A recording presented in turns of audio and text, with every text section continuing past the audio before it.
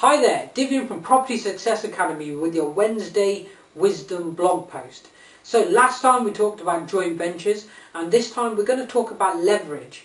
And obviously there's leverage in joint ventures, but I just want to go into a bit more detail about the different types of leverage that you can have.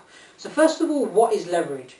Well, leverage is the ability to use other people's time, money or skill that you maybe do not have to create the wealth that you want, to go and get the deals, to fund the deals, or know the information that you don't know to make sure the deal actually happens.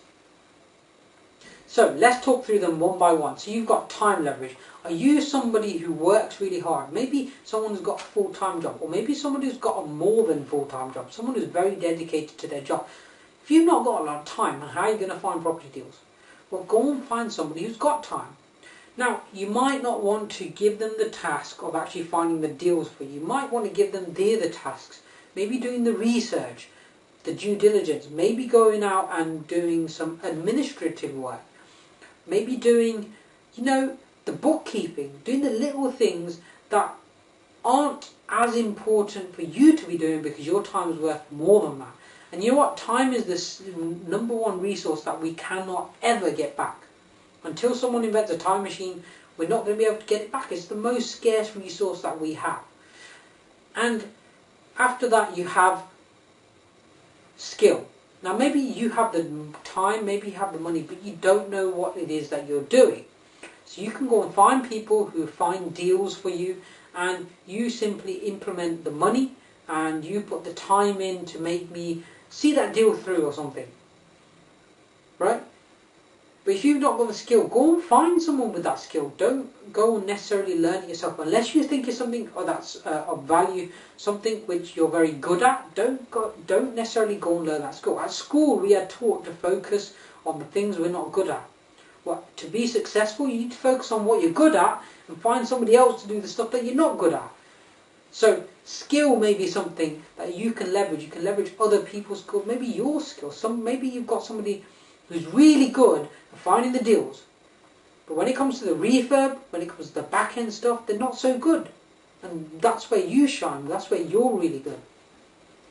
And lastly, obviously, money.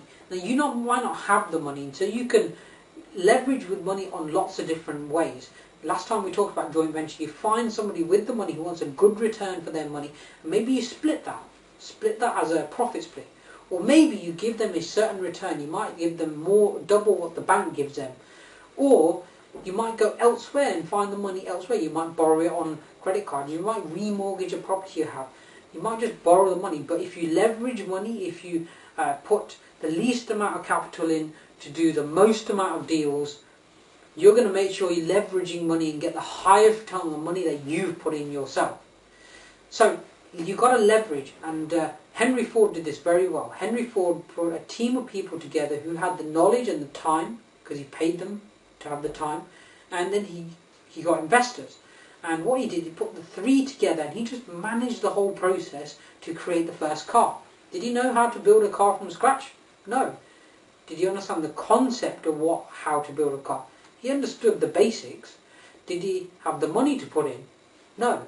Did he understand where to get the money from? Yes. Did he have the time? Well, he may have had the time, but he probably didn't have as much time as employing other people to do it for him. So all in all, he leveraged time, money and skill to create them results. And so can you. So that's today's blog post. I hope you enjoyed it. If you've got comments, we'd love to hear from you. Either email us back or post it below this blog. Share this with people you think it'll be useful for. And we'll see you next Wednesday on the next Wednesday Wisdom blog post.